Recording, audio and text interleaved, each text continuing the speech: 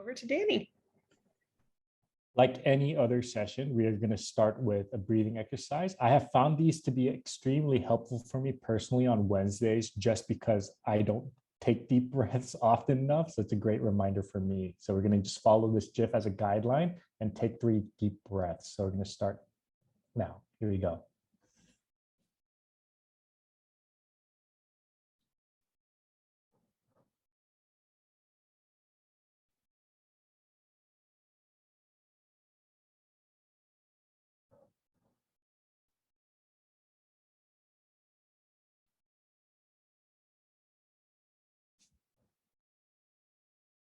All right, here we go. I'm going to start off this session with how I start any other guidance. I want to know how you all are feeling today. So we've talked about zones of regulation on and off. So all of you are kind of familiar with that. So if you're on the green, yellow, blue, or red zone, you can pop a reaction that fits one of these, or you can type the color into the chat box, just so that we can get a good temperature check on how everyone's feeling.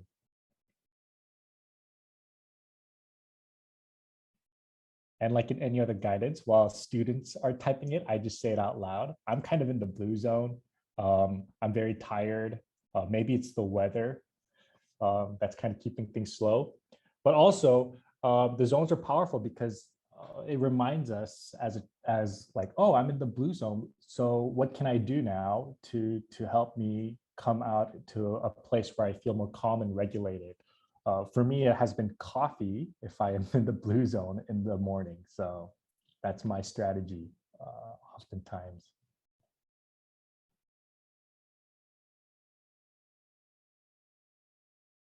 So for if you're in the yellow zone and you need to calm down, or you need to maybe take a minute, maybe taking a deep breath, going for a walk, or just shutting down all the tools and just really getting connected to the now and moment. So mindfulness is a great tool for you. Thanks for participating in that. That's also kind of just going to slide right into our topic. I'm gonna be doing a little bit of a focus on zones of regulation and giving you 2 tools today. So just gonna do a little recap. The zones of regulation helps with self-awareness, becoming familiar with the different states or our energy levels. So we already did that, and a lot of us have been able to recognize what kind of state we are in. It's also a good tool for self-regulating because we can pair those languages that we develop and then also pair that with, okay, if I'm in the yellow zone, this is what I can move on to. And it can be healthy strategies that we can start thinking about before. So with kids, it's been great because I can talk to kids about what can be your strategy, and they'll say something like, I'll throw something, I'll break something. Yeah, that's great, but we don't want that to be a permanent strategy that they use into their adolescent and then into their adult lives. It also helps increase emotional vocabulary, identify words to explain and recognize complex emotions. I face this a lot when I talk to kids. My mistake before was, how do you feel? Angry. Oh, but you break that down and you realize it's not really anger they face. Yes, it's a part of it, but they're actually feeling more frustrated, or it could be sad, or even complex stuff like jealousy among friends. And so you can start exploring those and developing those emotional vocabularies. And finally, there are no bad zones. This is why I love zones of regulation, because if you see the red zone, it's not anger, it's not mad. It kind of takes away that stereotype of the color red, but it associates with a state of emotion that we are in. We're heightened. And so we're human. It's always so normal for us to feel these range, and it helps normalize that language. And so zones of regulation is an amazing tool to bridge that. I want us to think about our days. And this is going to be a tool, so I'm giving a little snapshot. I don't think any of us have a day where it's just like mundane, no emotions, just straight through. It's always kind of like a roller coaster, and different things and different events can suddenly change our mood.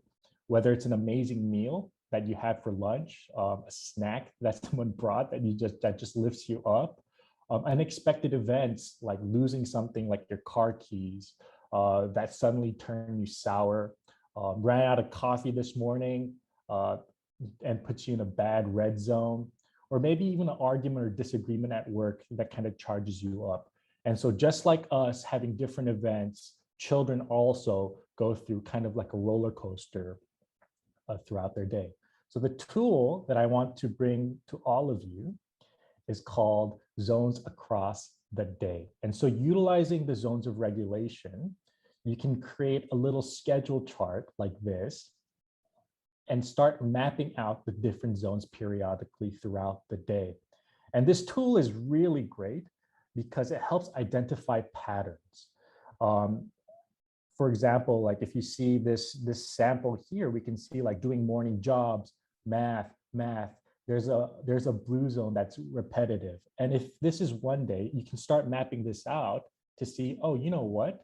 Jack here, for about a week, every time we do math, he goes into a blue zone. And so by identifying the patterns, we can start placing support and proactive measures before those times. So whether it's, hey, you know what, let's quickly go and run up and down the stairs, let's go and take some deep breaths and start preparing before these difficult tasks and being aware. And also it allows children to see the normality of ranging emotions and that there are no good or bad zones. And I think that's very important to break that barrier for children, because oftentimes they'll think, oh, red is bad, being angry is bad, and associating that. And having feelings is not a bad thing. And also, two more points. This kind of across the day tool is really good for a conversation and reflection points at the end of the day, when children are maybe a little bit more calm, to look back and think, hey, you know what, doing morning job, you seem to be in the blue zone a lot. Like, let's talk about that and start exploring that, whether that's a storytelling tool that we've explored before in our previous sessions, or doing storybooks to really help support your child in identifying different proactive measures. And also, finally, the consistency with zones. I mean, I love zones. It's a powerful tool. We use it at school. And so to be able to do that at home just strengthens the foundation to understand that better for the children. I'll be attaching this empty template at the end, so you'll have access to the exact same thing, but it'll be empty. Okay, so this is another exercise that I have prepared for us. If you see in your Zoom, oh, mine's up here. You're gonna have a little reaction button and you'll be able to do thumbs up and thumbs down, like so. If you have found it, can you just show me a thumbs up? It'll be 3 dots and then has a little reactions tab. If you cannot find it, you can type it in the chat with an emoji, like so. Oh, I can't find it for some reason. Oh, yep. Like this. Or you can show me with your hands. That's fine too. This is how I do it with my students. So you're getting a little bit of taste of how I do my guidance lessons with your children. So trying to be flexible and creative with all the outlets. So let's think about us. After a long, exhausting day, oh, there we go. If this is you, thumbs up. If this is not you, you don't have to do anything, or you can put a thumbs down. After a long, exhausting day, I want to eat good food. That's a thumbs up for me.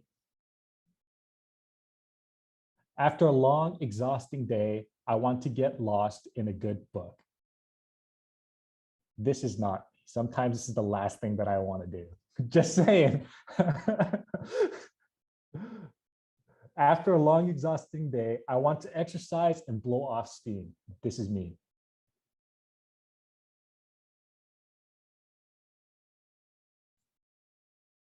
After a long, exhausting day, I want to go for a walk.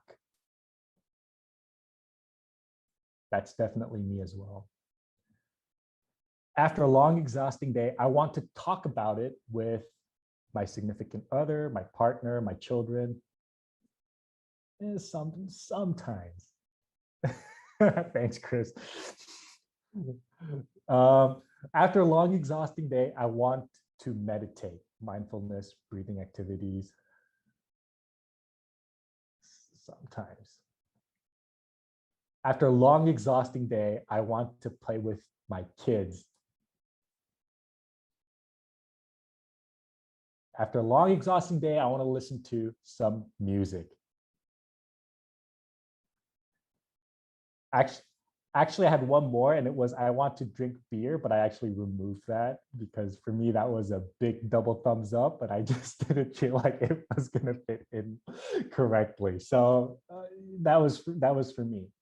And I want to point out strategies. And the reason why I did that was as adults, we cultivated our self-regulation tools over a long period of years, and we found out what worked for us.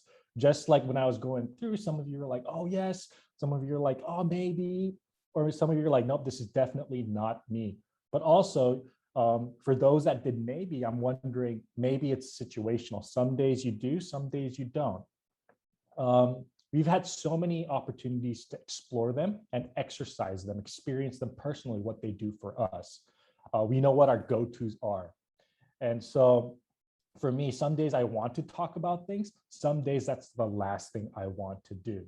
Some are extremely good and some are not so good. So that's why I removed drinking beer, because it's probably not the healthiest choice if after every exhausting day, my go-to is to drink beer. It's to diversify and know what are the healthy choices that I can have. And so I want to bring this back to our children. And so this is a tool and worksheet that I want to also push to you to explore the various tools that you can provide for your children. And you know your kids best. You know what works and what doesn't. But also kids, they won't know what works for them without trying and exploring the different things. Some kids thrive on deep breaths. Some kids thrive on reading books and playing putty. But just because they liked playing putty once doesn't mean that should be the go-to. And just because it failed after 2 times, you should give up on it. It's something that you're constantly exploring and thinking about opportunities to help them identify what works. It's about options, options, options, but also modeling that and having that conversation with your child or children. And so I'm hoping that I'm percolating some thoughts about all your children and what you can try at home. And so this is a great tool because it's just very self-explanatory. Like you can start sitting down with your kids and writing down the lots of different tools that they can have. The list is very, very long. And you can start thinking about it. Hey, what would this help you with? Yellow zone, put that in there. Maybe it also helps with the red zone, put that in there. You can try it out. Doesn't work, it's okay. Try it again next time as another option because it might work another time. And so it's just to get a toolbox going.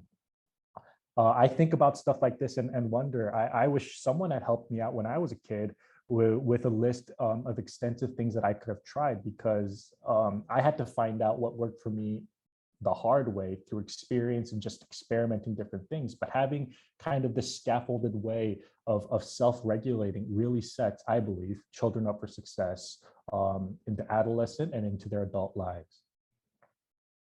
And so I'll also be posting a little tool sheet like this just to get you started to think about what you can put on there. But like I had just mentioned, you know your child best, because there might be some things, little quirky things that just works for your child that doesn't work for others. And so it's just exploring that. And again, healthy choices. If video gaming is one way you for sure know, that's great, but then we don't want that to become, oh, you know what, you're upset, so video game is going to be your go-to. I feel that's almost equivalent to me always going to going for that beer. It's diversifying to the healthy choices that we can explore. I just want to point out, remember, this is very important. If your child is in the red zone and thinking from their emotional brain, the first thing that you're going to want to do is connect, empathize, and co-regulate. Just imagine looking at a child or your child doing this and being like, you know what, let's go play with putty. Or like, go read a book. We all know that's not going to work. Once children start stepping into that red zone, it's very difficult to start implementing and thinking from an executive in an executive way. So taking deep breaths, co-regulating, connecting, empathizing, and then exploring that, or helping them come back to the green zone and exploring things. So zones of regulation is great because we can start thinking about the journey and then respond before children get into that emotional brain. I also think about myself. Sometimes when I'm super angry, normal things don't work for me either. I think adults and children are very similar in that way. I'm just going to give you a minute to read Calvin and Hobbes. I love Calvin and Hobbes.